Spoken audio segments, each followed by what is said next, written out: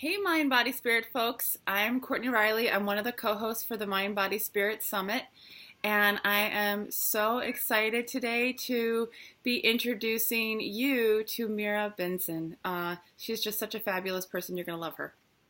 Mira has a degree in psychology, is certified in yoga and iRest as a yoga nidra teacher and yoga teacher. She's also a certified yoga therapist and the co-founder of Global Family Yoga. And Global Family Yoga is a teacher training program based in the Midwest that focuses on children and families. Mira also offers a wellness consults for families by phone or Skype. In a moment, I'm going to totally ask you, Mira, to talk about Global Family Yoga because it's just such an amazing enterprise and you've done such amazing work. But at first, I'd love you to share a little bit about who you are, a little bit about your history, maybe who your teachers are. So I'd love to hear from you. Great, thank you. Well, first of all, thanks for inviting me. I'm happy to be here. And yeah, so what am I up to? My life passion is working with kids and helping kids to experience well-being on all levels. And it's kind of a funny story, when it's time to go to college, you're like, yeah, college, whatever. I started as an English major and I thought, well, what am I going to do with that? And then I thought, well, I'm interested in people, so I'll study psychology. And I'm like, ooh, adults, they're a little too far gone. I'll back it up and work with kids. So Start at the root. Yeah, get to the root cause. Yeah. And so I've actually been working with kids since I was a kid myself. In high school, I was able to leave high school and go work with the kids with special needs, which at the time were at a different school. And I've always connected with kids. I enjoy their honesty and their authenticity, and it's just a lot of fun. And so those two things, I've always been interested in human potential, human psychology, and kids. And so it's just a natural fit for me that all goes together. So I have a degree in child psychology, and then running parallel at the time was my interest in Eastern thought and Eastern psychology. And so I've always studied yoga, reading books by Ram Dass in ninth grade and that kind of thing. And then at one point, those two things merged. Totally. Oh, that's beautiful. So when those two things merged, what occurred for you? Is that when Global Family started, or what was happening at that time? At that time, I was traveling in India just for my own interest. I was cruising around and studying yoga classes from some really wacky people, talk about unregulated. And just, I was in Mysore. People kept directing me towards Mysore for yoga, but I ended up not studying with the famous Patabi Joyce. I studied with someone out of the Vivekananda Kendra, another yoga institute there in Mysore, and I was practicing on the rooftop of this hotel that I was staying in across the street from this old palace that had been turned into an art museum, and I was just practicing the yoga for myself at that time, and it just really struck me that what I was doing would be so beneficial for the children that I've worked with as a developmental therapist, kids with sensory processing issues, kids with developmental issues, and I could feel in my own body how yoga really brought everything into balance and really organized my nervous system, and then it really just lit me up, and from then on I was like, this is what I'm going to do. Totally, helping with internal tools for self-regulation, and if they're helping you, why wouldn't they be able to help children in this world, right?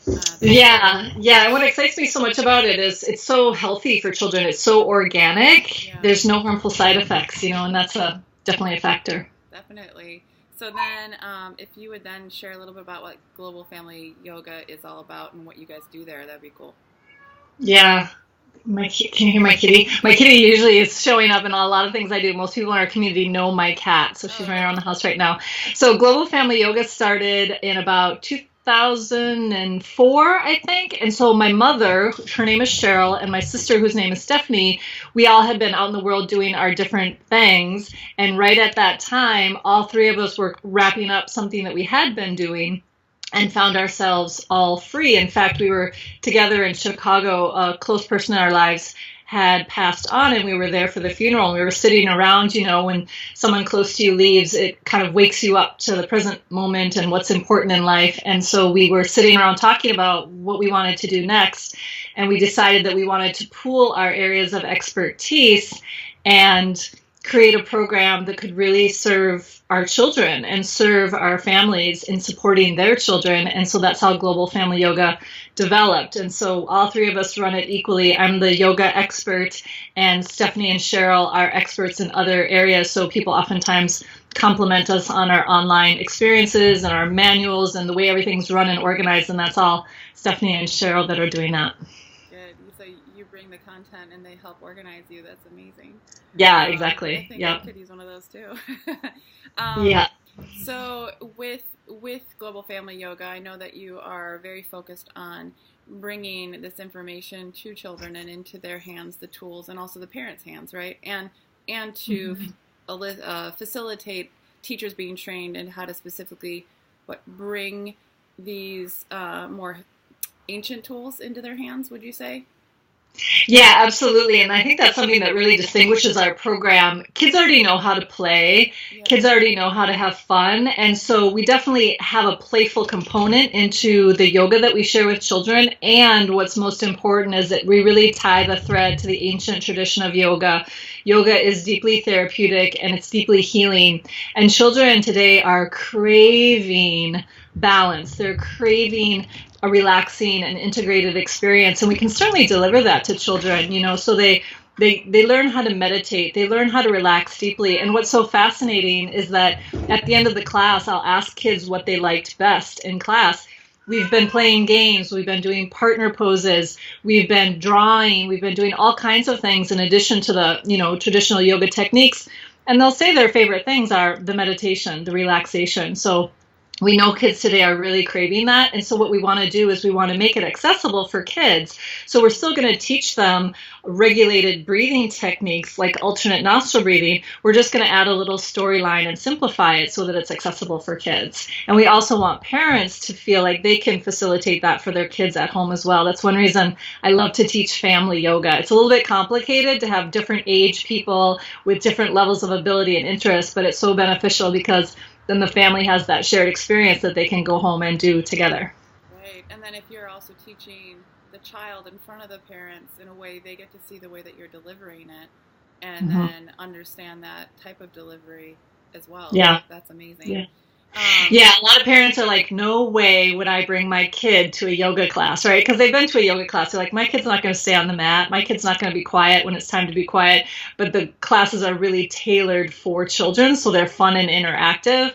And then parents are like, okay, yes, we can do this. And I so love when you're sharing that it's tied to, tools of ancient tools, right? And we share a teacher in common, and I know that you bring so many of those tools and that information into it.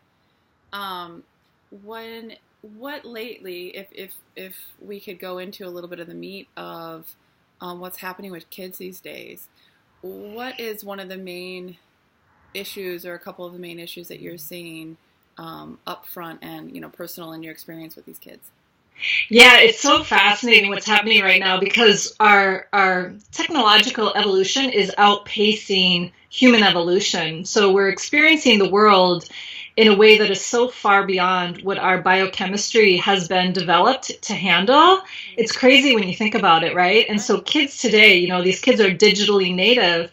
They were born with iPads in their hands. And so what they're experiencing is so intense and so complicated. We really don't have, it's unprecedented. We don't have a way to really deal with it because it's never been this way before. We've never been expanding so rapidly where every 6 months there's a brand new technology that simply didn't exist before. And so what I see kids experiencing is an overwhelming degree of anxiety and restlessness and a lack of connection and stability. And so when I'm working with kids, regardless of whatever condition they may have, anxiety almost always plays a factor. And so we have a program called From Anxious to Awesome because I found that when we can help a child manage anxiety, we can help in a lot of different ways. So whether if that child has autism or asthma or Down syndrome or whatever is going on, anxiety is making it worse.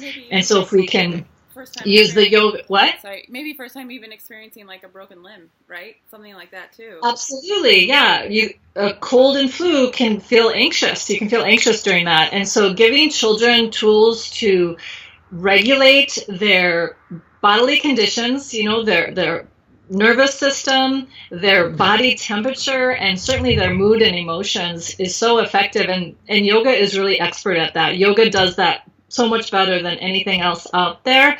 So I just really want people to first understand how powerful it is, and then understand how to use those techniques. Really simple, really effective, can be sprinkled throughout the day. So if a parent is listening right now, and I love it.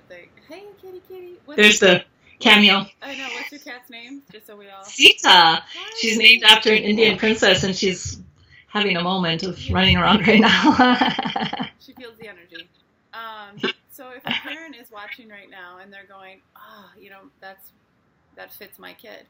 What is maybe a simple tool that even just from this interview today they could take and start utilizing? Yeah, well, there's a few simple things that are really effective and simple to use. And one thing I think it's important to acknowledge, and any parent knows this, when a child is stressed out, you want to say, oh, just take a deep breath. And the kid's like, I don't want to take a deep breath, right? So in that moment of intensity, it's hard to just take a deep breath. And that's exactly what's going to shift the energy and shift the mood. So something that we do a lot is called crocodile breath. And so you lay on the floor on your belly, so belly down, stack your hands and rest. So your whole belly is making contact with the floor, and not a bed, because a bed is going to cause your low back to sag a little bit more.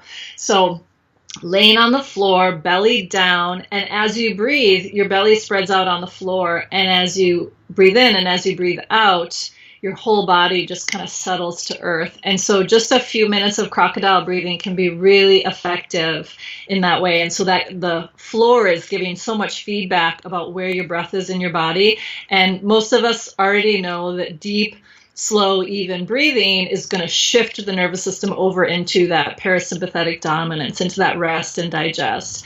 And so that's one really quick and effective tool, just down on the floor, deep belly breathing. That's something that you need to practice beforehand. So when you get to an anxious place, you already know how to do it. You can't teach these techniques like under fire, so to speak. So that's why it's a nice preventative technique. Like every morning, I always say this to kids, does anybody have a brother or sister?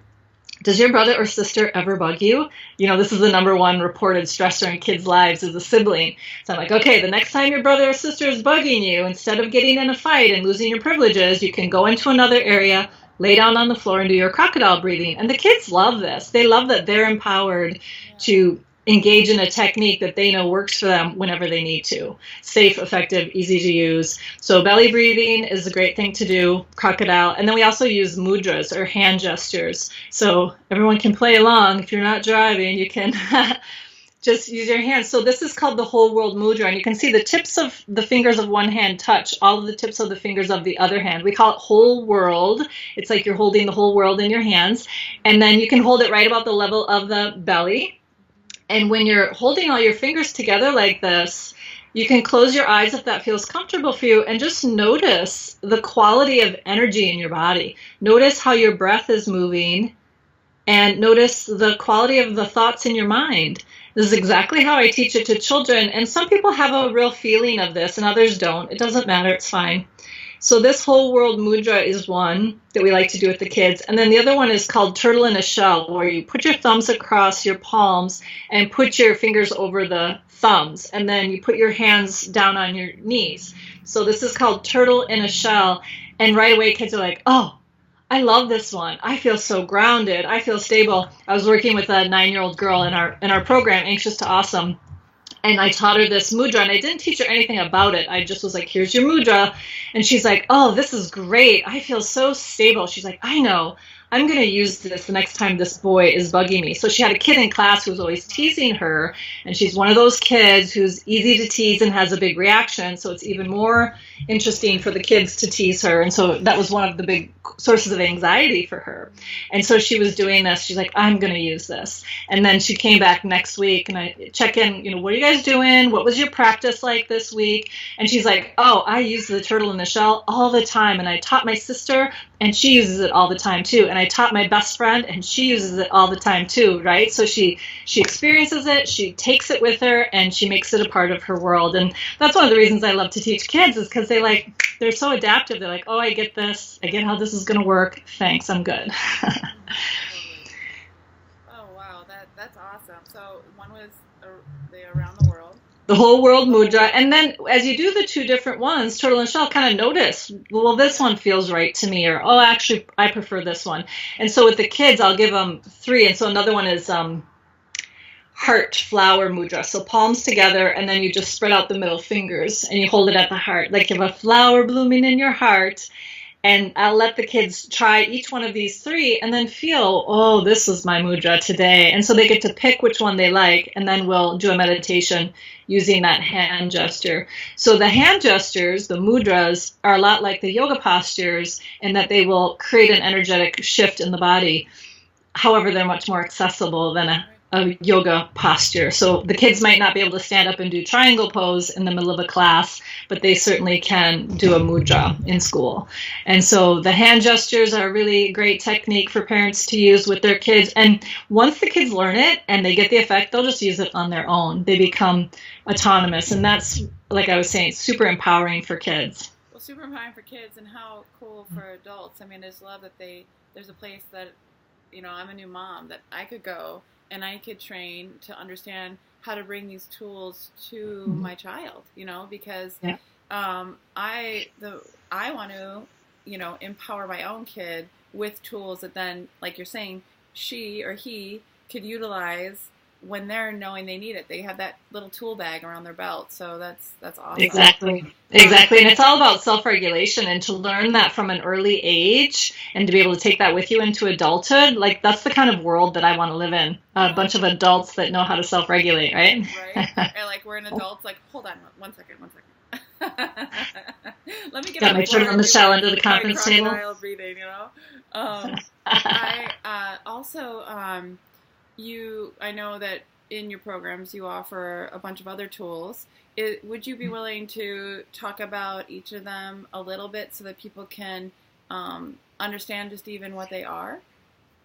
Sure, absolutely. So we do follow a real traditional yoga system.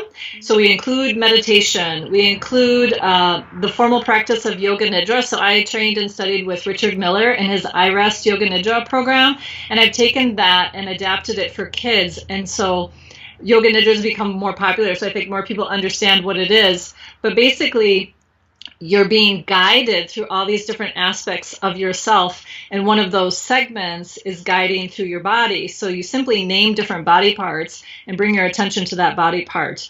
Mouth, thumb, first finger, second finger, like that. And so we do that same technique with children, but we'll make it into a story. So it could be, imagine that you're laying outside in a garden and a butterfly comes to rest on a spot right between your eyebrows. And then the butterfly touches your thumb, and then the butterfly touches your first finger and second finger. So it's the same technique, but we've just added a little storyline to it to engage the children. So we do use the formal practice of Yoga Nidra, broken down into little bits like that, like a butterfly in the garden. We do formal meditation, and we also do the yoga postures. Those are really fun for kids, just like the grown-ups who love to go to their yoga posture class and put their body into interesting shapes. Kids really like to explore movement, and so the yoga postures are super engaging for the kids. We also do formal breathing practices. We don't technically do pranayama with children, which means more breath retention until they're older and more experienced. We do want to be cautious, for sure, with pranayama. And then the mudras, the hand gestures, kids just love them. They're really easy to use, and they like them. And then I also incorporate essential oils in the work that I do with children. For me, it's about experiencing connection in order to experience well-being, and being connected to nature is a huge part of that. And it's like, you can just take a little bit of that nature in an amber bottle, put it in your pocket, and use it wherever you want. So one reason I use essential oils with kids, like the mudras, it's so effective and it's really accessible. It's really easy and kids like it. They're like, oh, I have my special blend that I use. And kids will say, Mom, put these on my feet before I go to school today, because like the mudras, they've had a good effect of it and they want to use it again and again. So essential oils are a big component of educating people on a natural lifestyle. So are there, like for someone today who has a child with anxiety or things like that, what would be an essential oil that they could choose to use? Yeah, I think quality definitely matters. There's a lot of essential oils on the market today. It's become pretty popular, and there's a lot of really crappy oils out there. So I think quality is important, especially when working with kids. So you really want to make sure you understand the source of the oils and whatever kind of verification of quality of that oil. Children really like to use citrus oils. So an oil like wild orange is great for kids. This is a great oil if a child is feeling anxious or worried, because the wild orange is such a bright, happy, sunny smell. And so they can just open the bottle and smell it, or you can diffuse it in the room is a real safe and effective way to use essential oils. So that bright citrus oil can be great for kids. And then also things that are more grounding. There's a really funky oil called vetiver, which is a natural sedative. It can be very calming and soothing. So whether it's issues with attention and focus or issues with anxious feelings or even kids with autism, there's been a lot of good results using essential oils and yoga as well. And so on the one hand, you want something bright and cheery like a citrus oil, and then to balance that out, something really grounding like a woody oil like a cedar wood or vetiver or something like that. And vetiver, does that start with a V? Yeah, vetiver. It doesn't smell great. And the kids are like, yeah, that stinks. And so I say, put it on the bottoms of your feet, put your shoes and socks on, you won't smell it. So essential oils go beyond just the aromatic benefit. There's that molecule gets into the system and works at the physiological level. Oh, wow. Okay. Mm-hmm. It's like a little yoga in a bottle, I tell the kids. In a bottle where it goes into your body Yeah. and starts affecting you on that central nervous system and cellular level is what I'm hearing. Yeah, exactly. Oh, that's so awesome. And I just think that is really beautiful to know that there's a place and there's certain tools that a parent can utilize with their child and that the child can pick up on their own. And I think children are just so smart. I mean, the moment that they find a tool that they like, that works for them, they're going to keep using it. I mean, there's not a lot of, a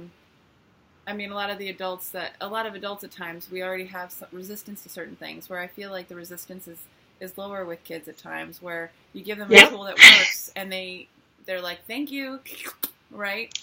Yeah. Yes.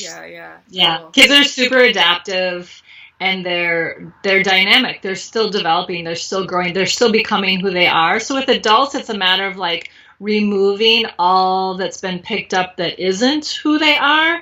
And with kids, it's just making sure that as they develop, they don't pick it up in the first place, Yeah. So can you tell the community a little bit about how they can get more access to some of these trainings and tools with you? Sure. Yeah, we have all kinds of things available for our community. People who come to us for resources tend to be parents, a lot of grandparents also, and pediatric professionals, people who are occupational therapists, physical therapists, school counselors, psychologists are also coming to us for resources. So we have a signature system ebook that just shows you what are the different components of yoga that we use with children and how do we use them with children. And that's free. That's available on our website, globalfamilyyoga.com. And there you'll also find all of our online courses. And we do have our live training programs. We have lesson plans that are very robust with all the details of how to teach yoga to a child and specific games and storylines that go with it. So there's quite a wide range of resources, from a free ebook to a full certification course, and that's all on our website. Definitely. And how I also know that you're very deeply rooted into the therapeutics, even at another layer. And can you talk a little bit about that? Yeah, so my yoga therapy training is with Joseph LePage Integrative Yoga Therapy, and again, that's been adapted for kids, and so that's mainly what I'm doing right now is I'm working one-on-one with families, typically in their home. So I'll just go into their home, and usually it's one kid who's presenting the symptoms, and oftentimes I find as I work with a family that there's other areas of imbalance that can be addressed through yoga. So sometimes I just work with the individual child. Sometimes I'll work with the siblings, which may or may not be a good thing. And then if the brothers are wrestling the whole time we're practicing yoga, we might work with them individually instead. And then also I work with the family. Sometimes, there's a grandma involved, or sometimes it's a step parent involved. So it's a lot of different situations. So that's basically what I'm doing is family yoga community classes and then working one-on-one therapeutically with families in the home. That's so awesome. And can you let the community also know about an offer that you're willing to bring to them? Oh, yes. Yeah, so we'd like to offer the community just 50% off any of our online courses. So Global Family Yoga has a wide variety of online courses. We have basically our full certification program as an online course. That's 50% off during the summit. And then we also have Yoga Nidra for children. We have yoga, family yoga, how to teach family yoga, yoga for stable and calm kids, which is a more therapeutic approach to yoga. So any online course that you'd like to choose will leave you a promo code for 50% off. Oh my gosh, that is amazing. Yeah. And literally you also have the Yoga Nidra. You have a Yoga Nidra recording where parents could just Yeah. sit and listen? Yeah, we have our Chill Children CD. So Chill Children CD is a great example of the components of Yoga Nidra being pulled out into individual recordings. So the kids love it. It's a 45-minute CD, and some kids will listen to the whole thing before bed every night. I have kids come out to me. It's like, I love your CD. It's so great being a little rock star for 5-year-olds. I find yoga. So, what? I find Yoga Nidra to be one of the most healing tools out there as far as for in my own practice and the practice when I share it with others. It brings you into such a deep state of calm and centeredness and allows a deep healing to happen on that cellular level where you get out of the way. It's almost I try to tell people you don't have to do anything. You're actually listening and following, and the healing is occurring. So I think that's doable for children. Yeah, and it's just guided relaxation stories, and the kids really like them and resonate with them. And like you said, they're getting that deep therapeutic benefit of it's like the surface tension of the everyday busy mind gets quieted down. It's just enough to keep you engaged, but it's not so much that your mind is going everywhere. So it's like guiding your mind to a state of deep rest and focus, which is very hard to do on one's own. And so the Yoga Nidra is nice because it does it for you. Like, come along with me. I'll show you how to get there. Right. Yeah, just like most stuff, it's so nice. No matter what you're maybe as a level of practitioner, it's nice to go to a class sometimes and be told what to do and just to let your mind go where someone else is taking you. But in order to really have the deeper benefits, it's nice to be guided by somebody who has these ancient tools in their tool belt to share. So this is so awesome, Mira. And if you were to leave kind of a last message for the community today, like a golden nugget that you would like to share with them about bringing, what you're bringing to children, what would you say? I just really want to empower people to become an active participant in their own rescue. It's so fascinating because it was less than 100 years ago, 50, 60, 80 years ago, that we started using even penicillin. Like, penicillin was discovered in 1928. It wasn't put into common use until the 40s. And so we all of a sudden became enamored with like, oh, you just take a pill and that will make you better. And in that process, sort of handed over our well-being to professionals. And what I really want to encourage everyone to do is to really take ownership of their own well-being, to become an active participant in your own rescue. And I always say to kids, who's your primary healthcare provider? You are, right? So to really step into your own power and to take responsibility for your own well-being, to take responsibility for your mental well-being, your emotional well-being. Nobody can do that for you. So certainly for the adults and to teach kids as well, like, you take care of yourself by what you eat, by how you sleep, by the kind of friends you choose to hang out with, and the way you perceive the world. So the more we are empowered to take ownership, the better world we're all going to be living in. So that's definitely the message I want to leave with people. For sure. And definitely as a parent wanting to empower children with those choices versus maybe making them for them their whole lives and then suddenly they're off on their own, right? Like thinking about possibly how could I know I'm curious, and how can I be in relationship with my daughter so that as she evolves, my role is to give her those tools, right? So Yeah, and that's tricky because we want to protect our kids from getting hurt and we want to protect our kids from making mistakes. And what that ends up doing is it also protects them from having the skills to make choices for themselves. And so letting kids fall down and scrape their knees and letting kids get in a big fight with their best friend and sort it out amongst themselves, it's it's just like, yeah, it's just like a cocoon, a little butterfly. If you open that cocoon for the butterfly, you think you're helping it out, but it's really not developing the strength that it needs to survive. And so, letting kids have their experiences. It's through these emotional challenges that they become emotionally intelligent and strong. And so to give kids some space to make mistakes and not win everything, because it's in the failure, it's in the challenges that we learn and become strong. So yeah, and maybe say to them, yeah, that wasn't your best that you did today. I love you still. That wasn't great. So what action can you take? How can you, step into that, and what can you do in order to learn from that and understand that and grow? I hear that from you so much. And yeah. Thank you so much, Mira. Yeah, thank you so much for inviting me to join you. Oh, you got it. Blessings. Namaste. Namaste. So everything that we shared today, the promo code and everything can be found inside of our schedule and our content next to Mira. So thank you, everyone. Thank you. Take care.